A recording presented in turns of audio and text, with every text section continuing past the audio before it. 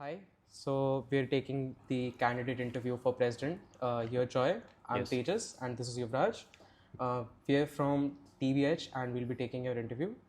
So I think Yuvraj should start. All right. We'll go through SOP one by one. No, first. So how are you doing? I'm great. All good today? Yep. Had I'm classes today? I had a quiz today. Acha, I had a course today. Went Yes. well? Yes. Acha, okay. So why did you decide to stand for president? It all came from the campus run which I started this year with my team. Okay. Like, do you know about the campus runs? Fit Soccer started them. Yes. Right. It's not just for the students but also for faculty. We run there together as a community and not just students and faculty. It is in those runs that I figured out that both the faculty and the students have two different point of view on the same problems that are faced. Okay. When students are just tired of the repetitive grind and like they are completely stressed out, the faculty are still comparing it with attendance metrics. Okay. So like when the student is finding just a reason to get out of the bed, faculty does not care about it. They're, like, not that they don't care about it. Their point of view on this is students are not coming in the class, that's why they're not getting any marks. But they're not looking at why students are not coming to their classes. Because they can only see key students are there in classes or not. They can't see anything else. Yes. But in the runs I've been running along professors and students, I realized that this campus is not just about that, but it's also about the community we create. Okay. So I wanted to take the empathy and unity that we built in those runs and use it to bridge the gap between the administration and students. Okay. As a president, like, I wanted to do this. Okay. Great. We'll go through your SOP. One thing I wanted to mention is, even though how it started was this, Yeah. my agenda wouldn't reflect much upon this, this was the seed of how I wanted to be the president. But when I was doing my groundwork, I realized that there were more things that needed to be catered on. Okay. So my agenda works on something else, but how I decided to become the president was this. Okay. Okay. Yeah, agenda is more specific on Yes. issues, right? Yes. So we'll ask questions on your agenda then. Yes. Right. All right. So firstly, you've mentioned a academic forum, right? Academic stack, Reddit. Yes. Could you please elaborate on it first? It's like have you used Match Stack Exchange? Yes. So it's exactly that, but for all the academics we have on our campus. I decided to go through it because through faculty, when I spoke to faculty as well, I did not just go to the students speaking about what they have the issues or not. I even approached faculty on this. Faculty told me that even the students who are coming to classes are sometimes afraid to ask their questions because they feel that other students might know the answers and they'll be judged on that. So even the ones who are coming to classes are afraid to ask their doubts. And a solution I came up with was the academic stack, where everyone could ask what they felt and even faculty can reply to it. Coming to, if they feel judged, they'll be verified through their email IDs, but the username won't be their names. They can decide to keep whatever they want. Verification is needed because so that people don't put up derogatory terms. They'll be accountable because they have their email IDs verified. And much upon this is, currently the academic resources are not really organized. Like, let's say I wanted to ask something, a doubt related to my CDC. It might be easy that I find it, but for DELs, there are not a lot of people who are choosing them up. I would have a really specific doubt which might have occurred to a student who was studying that same thing before. He would have asked it if he would have asked it on the academic stack, it would be there permanently as an archive. Whenever I want to go there, I can look out there and have the opinions of various students on it, and also the faculty who would decide to reply on that. All right.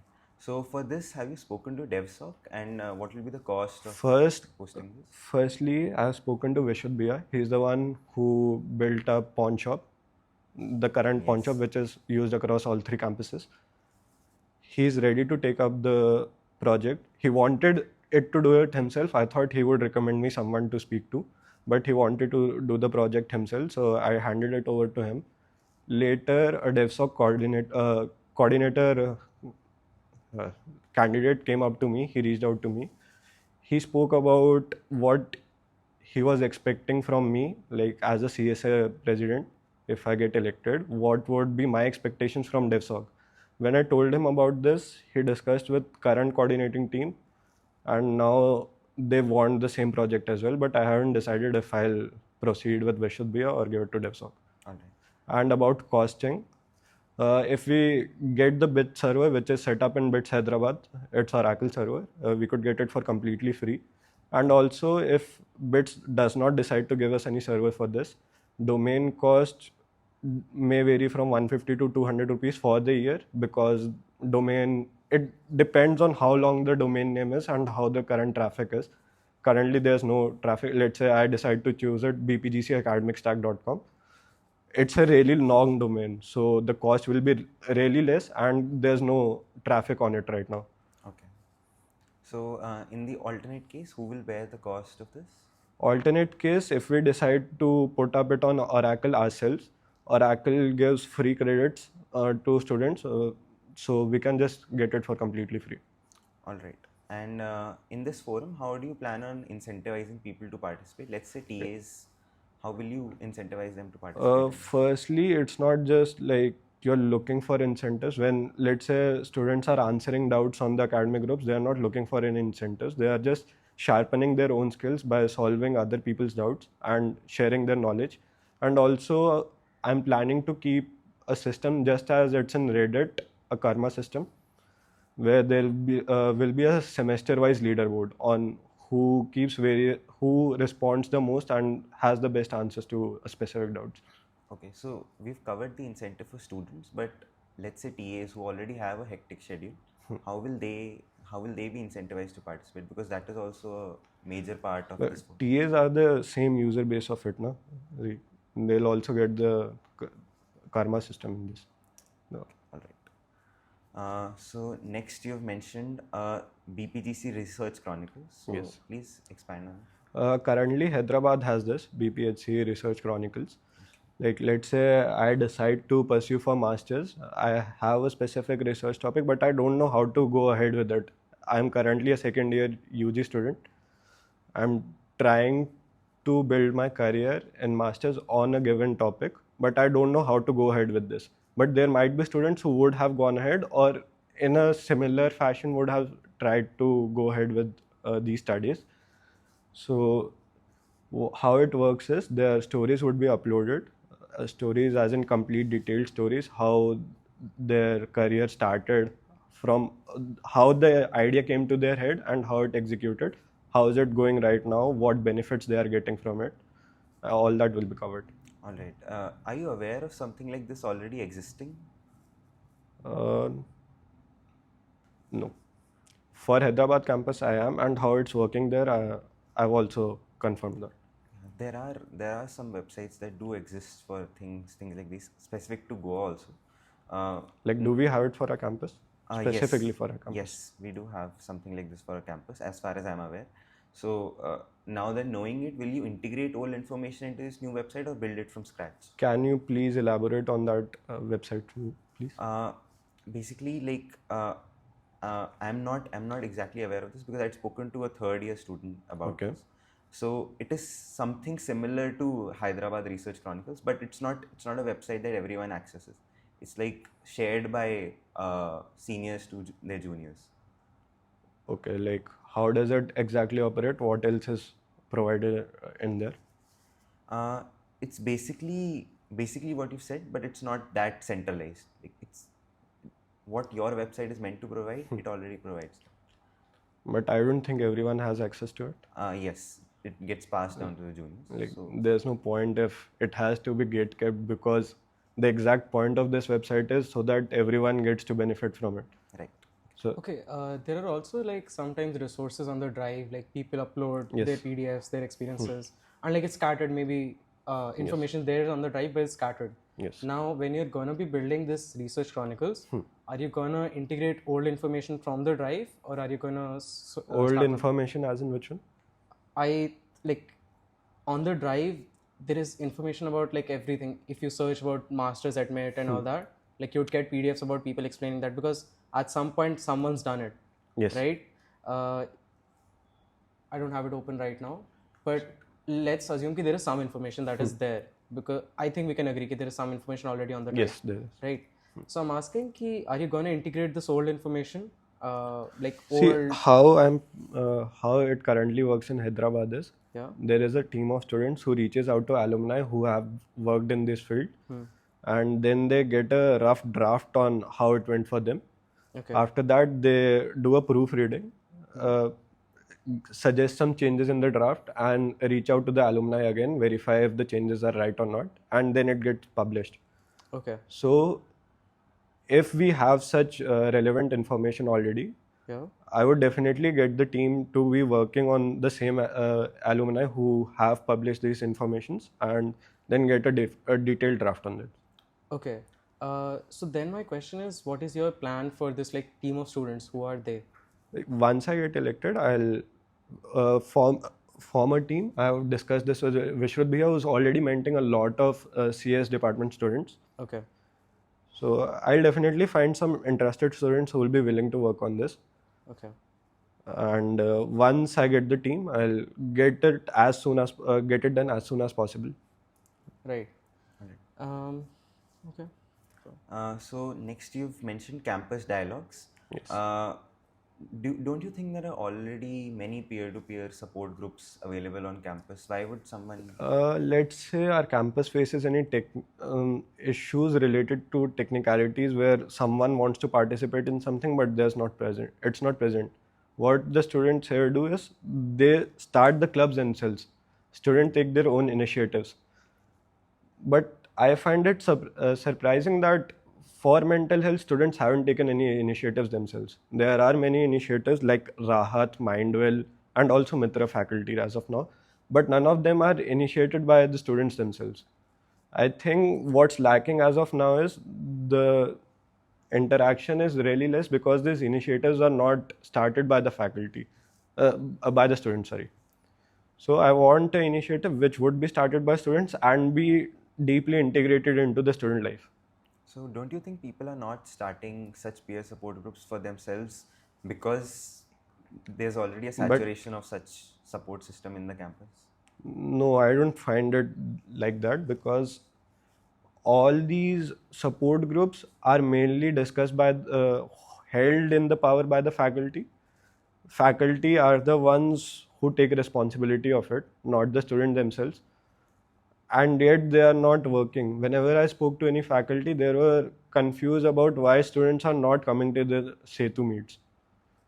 Have you heard about the Sathi system? Yes, I have. That is a peer mentor group, right? But it's helping just on an individual basis. Okay. This would work. I'll tell you how this system exactly works, how campus dialogue is supposed to work. Campus dialogues will be we'll be integrating a portal on this BPGC1 where students could share their issues anonymously. Once we get a lot of responses, we'll figure out a universal theme on what majority of the students are facing. Like there would be a universal theme existing around. Let's say initially first year students come, they'll face issues on socializing. A lot of students face issues on socializing. Yeah. And during placement time, seniors face issues for placement. They're worried about how to get it done. So I've spoken to faculty who's actively working in mental well-being of students. Okay. She's providing me support with Rahat volunteers. Like I don't have to train another set of volunteers for this. Okay. Once the universal theme of that specific campus dialogues is decided, those volunteers will be discussing out all the questions that students might have on the same topic. Okay. So we are not treating anyone clinically, but Okay. we are shattering their isolation that what they are feeling is not a personal issue but a campus-wide stressor. Right.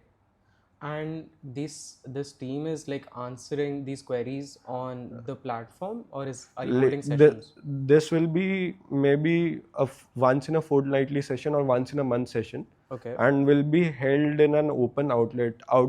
Why I decided outlet was because students are not willing to show up that they are actively participating in such activities, because they feel they'll be judged, that they are not feeling mentally well. Yeah.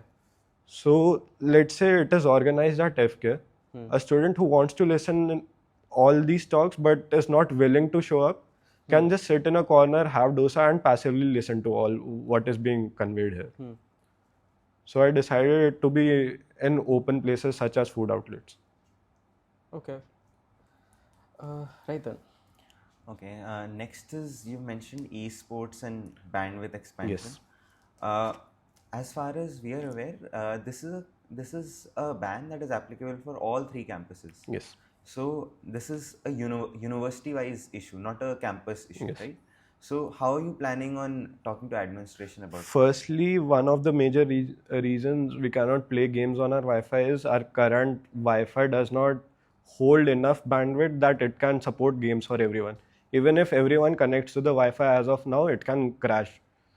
Okay. So, first of all, to get games unbanned on the Wi-Fi, we need enough bandwidth so that it can cater to those games. Okay. Once these bandwidth expansions are done, I've spoken to Sports Advisory Committee about it. They have told me an exact blueprint of a document they'll need, that I could give it to send them as a proposal. Once the proposal is sent, they can verify the proposal and get esports included under sports. So like esports will be officially recognized as sports. In its phase 1, the official, obviously there won't be all the games covered, but there are a few games majorly which are covered in esports, which will be unbanned through Sports Advisory Committee. Okay. So this unbanning will take place across all 3 campuses or just Goa? It depends on how our director might view it. How this how it works is, we send our proposal to Sports Advisory Committee. They send it to director. If director sees it as if we can directly get it done in our campus, he'll do it. If he wants to discuss the vice chancellor on it, he may discuss vice chancellor, view the feasibility of it, and then it could be decided that it can be implied in all 3 campuses as well. Okay. And why do you think that administration will agree to this? Because I have exact blueprint on how this is viable, how is it not affecting any studies, and how it is helping the students and how it is helping the placement and focus of students. And is the bandwidth consistent across campuses? Like, do all campuses get the same bandwidth? No. On Sophos? All 3 campuses have their different infrastructure and architecture on how the network works. I've also, for the bandwidth expansions, I've also spoke to Baiju sir about it, and there are information which I cannot reveal in front of the interview. Okay. But right. So another thing I remember about esports being a problem is the problem Sophos has had is a lot of the esports platform like Steam also. You can share files across it, and then there is a problem of like if someone's doing piracy through Steam, and that was the reason I'd heard this unbanning esports. Let me tell you, like, you might not know it, but our campus already has 2 esports teams as of now, which one is Valorant and one is BGMI, which have been established through BGEC. I've worked with BGEC. I was working in the background getting those games unbanned. How currently we have the access to Valorant in CC Lab Zone 3 here. If you connect to LAN and directly start playing Valorant, it would work. Yeah. So there is a way where you can limit the access to certain number of games through their IPs. Okay. And is this what you will be going for, or is? Initially, I'll be going through this because not everything will get unbanned. And once I get a positive response from the student body, I'll push forward to get all the games unbanned. Okay. I remember this being brought up in one of the Audi sessions we had with the director, Yes. and I think he was against having esports or games on campus because someone was pushing it a lot. See, So have you? how it has been pushed up till now is there are no data presented to the administration when you are showing anything. Yeah. So when you are sending a proposal, there needs to be accurate data representation so that you can show these are the benefits a student will get. So Okay. I've been gathering those Right. data and how it is beneficial to students. Okay then. Go on. Right. So next you've mentioned fest operation and autonomy and reinstatement of fest charter. Could you Yes. please again expand on this? Fest charter is like a constitution for the fest where exact guidelines are laid out on who is responsible for what work. Like there are really thin lines where people might overstep each other and some misunderstandings could arise, how it happened this year. And it would eventually result in the loss of fest, which is directly a part of student body, like a student life. Yeah. So I don't want the same misunderstandings to happen again. I don't want the convener to go through such hassles again. I've already created a draft of a fest charter, which I'm consulting with each and every department. Starting today, I've already consulted with one department. Okay. I'll consult the rest departments as well and add the necessary changes which I find. Okay. Okay. So you do you believe that this charter will bring student bodies more autonomy, or will it make them more accountable? It makes them more accountable as well as it defines who has which work. Like it prevents misunderstandings and it is like a governing authority giving exact roles to each and everyone. It's not like everyone can do whatever they want. Everyone has their own defined task and not do something which has their own personal interest. Okay. And are you aware the fest charter used to exist? Yes, I am aware, and I used the old draft to create the new one. Okay. And why was this discontinued earlier? I do not have exact idea on this, but it has been discontinued since the college shut down during COVID times and did not continue after that at all. Okay. And fest charter was part of organizing committee demands, which led to CSA versus organizing committee. So what do you think was the reason for this, and how will you fix this when you bring up the fest charter again? See, fest charter was something when I spoke to every relevant authorities, I got to know that it's something that is needed because it clearly defines how someone can be taken off power, how someone is supposed to work, and what is the working of that exact person there. Without a fest charter, I don't think anyone can limit someone in authority to do something which they're not supposed to do. Okay. I think I'll expand on this. So, we used to have a fest charter, and then after COVID, it wasn't followed, Yes. right? And then in January, we had this disagreement between the CSA and organizing committee Yes. about their roles, and I think they felt that CSA is overreaching in some aspects, and they shouldn't be overreaching in fests, right? And then they put forward that we should have a new fest charter. So when you're making this new fest charter, you will be part of the CSA. Now, what would be different from this? Because departments would obviously want that they get more power, they get more autonomy, right? Yes. They get more free range about how they want to conduct fests, right? How it is supposed to be is CSA is supposed to help everyone who's working as an OC Okay. to conduct the fest. But this year, how it happened was CSA was controlling everyone on how to conduct the fest. Okay. The controlling should not be present, it should be overlooking of the work they're doing. Okay. Right. If I wanted to be more specific, like when you're defining the new fest charter, how, like in the old one, there are some departments which don't work anymore, right? What else would you change in the new fest charter? There are also departments which have not been listed in the old FEST charter, and they exist as of now. Yeah. What the FEST contains is what is the working of each and FEST charter contains is the exact working of each and every department, the role of every coordinators and their titles, and to what extent they are supposed to work. Like, what is the line where they are not supposed to cross? Okay. The FEST charter contains the line. The line is drawn through the FEST charter. Right. Like, if a FEST charter does not exist, me as a coordinator of any department can overlook the work of any other department without anyone objecting. To resolve this disagreement. Yes. Yeah.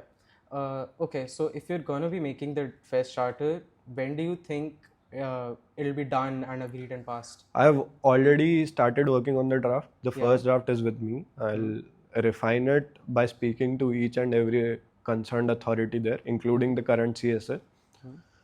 And before the conclusion of this semester, I'll be ready with the final draft. Okay. And during the summer vacations, I'll get it passed through by a 2/3 majority of FEST OCs. Okay. Like every department and the CSA executive members. And once there is a 2/3 majority, if there is not, I'll look into why it's not being assessed by everyone in the way I look at. Okay. And then look into the changes that need to be made. Yeah. Come up with negotiations and get the 2/3 majority, and then bring it up to director with all the necessary signatures. Okay. So before next sem then, so like we can expect by the time we have because Waves is a very big fest which is organized by our fest OCs, and the working of Waves starts even before the starting of the first semester. Yeah. So I need to get it done as soon as possible for them. Okay. Okay. So under extracurricular innovation and funding, Yes. you've mentioned project incubation platform. Yes. So please just expand on it once. See, currently we have a lot of incubators, but all of those are startup or business ideas incubators. Okay. But let's say there is a student who wants to work on an idea which helps in resolving the food wastage that happens in mess every day. Okay. He might have the required mechanical skills, but there is also a technical part to it. So through project incubation platform, he can pitch his idea, collaborate with relevant students who have the missing skills, and also pitch those ideas to faculty and alumni through a PIP day. And also okay, I'll tell you how this system exactly works. There are 4 phases to it. Phase 1 is, let's say I am a student who wants to work on a project. I list out the problem statement, then the proposed technical solution to it, and add the missing skill tags to it. This is phase 1. Phase 2 is when students look at the missing skills and the problem that I'm solving. I reach out to them or they reach out to me. We have some conversations and decide to collaborate with each other. Phase 3 is where a committee, which I wanted to have a technical secretary for, but since we don't have a technical secretary, I'm not sure for what reasons we don't have it. There will be relevant technical club coordis present and a faculty member present, who will be looking if the solution presented is actually technically viable or not.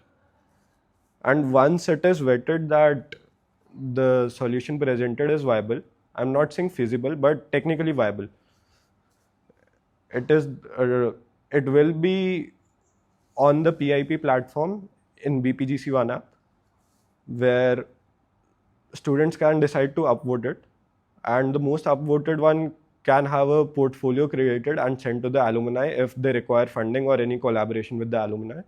And also the vetted projects can be displayed in PIP, like a PIP day which I decide to present, where all these projects will be displayed. Okay, all right. So you believe that Cell cannot do this? Cell can do this, but Cell does not necessarily do this. And let's say even they want to do this, they cannot just look into every student's individual brains and tell them they're wanting to do this, but they are not doing this because there's no platform to do it. Okay. So the essential idea is that you want everyone. There is a centralized platform so that everyone can come and pitch their ideas and collaborate and work together. Okay, all right. And have you proposed an auxiliary funding pipeline that you mentioned in the agenda to BITS AA or alumni relations cells? See, what our alumni really want is a professional structure here working. Whenever clubs tried to reach out to alumni, some of them wanted it to go through SARC. They never wanted students to reach out to them directly because that is not a professional way of working. Alumni always want a professional way, and once we have the exact structure on how a point system will be created, or how a prestigious event is credited, how the participation rigor or practice rigor is credited for a team, there will be a proper structure where point system is there. Like, let's say I am a sports team, I want to participate in XYZ event from any college. So each event holds its prestige. That prestige will be credited, and my team, how it's practicing, that is credited. How I have participated and completed before in the events I've been participating in, it will be credited. And it will be working in two-tier system, because it might help if it is in a single tier. It might help the teams which are already participating really well, like they are doing really well. Let's say BITS Goa, who won, I think, who placed third in Dubai CTF challenge. But we also want to promote our teams which are newly established, like the team Deadshot, which is the RoboWars team. So for that, there is tier 1 and tier 2.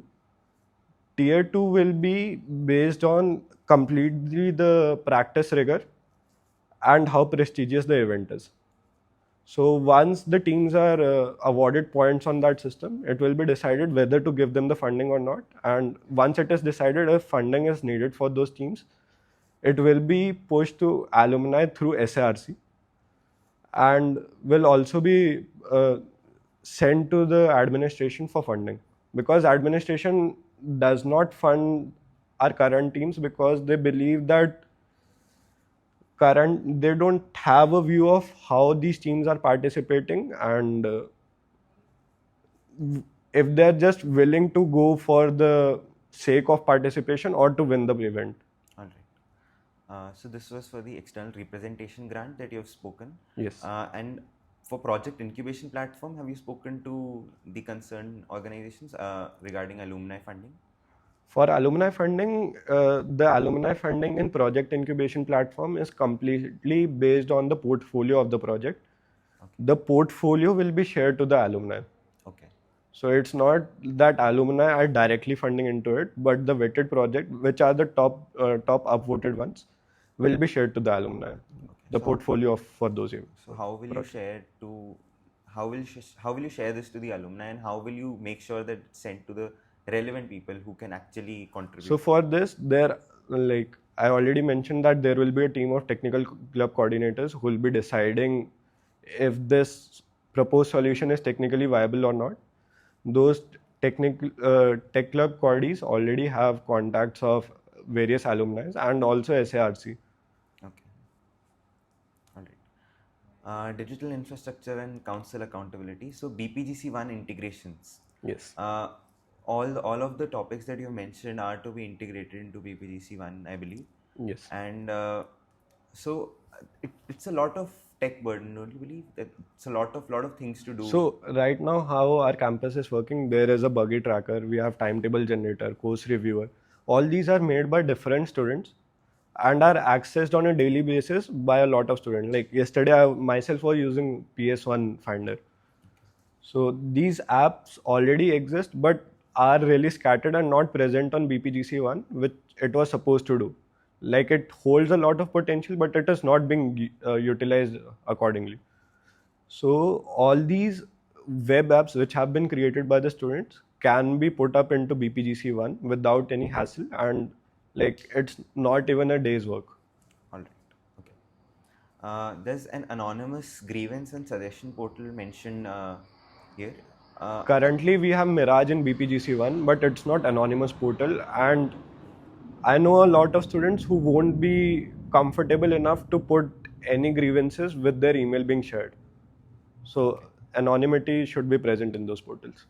All right. So when you had earlier mentioned a math stack exchange like platform, Yes. you mentioned that you will put in an email so that Email won't be accessible to everyone. It's just present there for the accountability of the student that he does not put up any derogatory terms. okay. So don't you think students will still be hesitant But because they are they'll, as I mentioned before, they're free to choose any username they can, which will be publicly displayed. all right. And revitalizing CSA GBMs that you mentioned. According to the constitution of BITS Goa, CSA is supposed to conduct 2 GBMs every semester. And since I've been in college, I've just seen a single CSA GBM, which was a necessity at that time. Apart from it, I haven't seen any GBM being conducted by the CSA. Right. So why do you believe GBMs were discontinued? Why do they not happen? I don't think that when you are in power and controlling a lot of things, while you don't really, let's say, how do I say this? Can I say it off interview? Like, Yeah, sure. Sure, we'll do it off. Okay, we hear it every year ki we're gonna have GBMs, right? All candidates say they want to have GBMs. yes. So let me ask you, when will we have the first CSA GBM in your tenure? First CSA GBM, I think it should be just a month after the conductance of waves. Just after waves. Then A month after waves. that's December. Is it not? That's like November and I think it should be around November start, and by No, the because- second week of November, I would say. because you have waves in November. Is it not? Yes. So then a month Let's say after by the second week of November. Okay, so if you have first CSA GBM in the second week of November, Yes. then it's not really quarterly, Like, what I'm promising at least one. is 4 GBMs throughout my tenure. So you'll have 1 in the first sem and 3 in the second sem. It could also be 1 by the mid of November, 1 by the end of by the end of first semester, which is December, Yeah. and then 2 in the second semester. Okay. It's basically, I want to be answerable on what work I am doing. And since during the start of tenure, I have to lay out a structure on how the work will be done throughout my tenure. I need some time so that everything falls into place. And I have to be answerable to the general body as well. Okay. Right. Then I had another question that you mentioned that we don't have a technical secretary. Yes. Right? So that's what I think as well. Ki CSA, there's a lot of work that only a few people have to do. Yes. So is like expanding the CSA something you've thought about? I've thought of it, but I have not actively worked on it because whenever dilution of power comes, there are a lot of opposition to it. I would definitely want a technical secretary and to be working with me, Yeah. but I can just push it on my part and not have it do it alone. Yeah. Like, I can negotiate with everyone. If needed, it is needed. Not if needed, but it is needed. I'll definitely push it. Speaking of cultural secretary, which is also mentioned, currently the responsibilities are being taken over by the vice president because he looks after all the clubs and Festcom. Yeah. So I think cultural secretary should be handleable by the vice president, but still a technical secretary is needed. Okay. Right. Any more question? I'll go back to one of the points mentioned earlier, external representation grant. Yes. So this was in Saksham Adha's agenda earlier. Okay. Why was this not enforced? Are you aware of? There is no exact rubric mentioned for it. Like candidates come up with the idea which they think can sell it to everyone, but they don't build a proper structure for the working of it. Okay. Like there was also a point of MCN scholarship being based on SGPA than CGPA. Yeah. But when I discussed with the senator about it, I got to know that this wasn't anyway possible.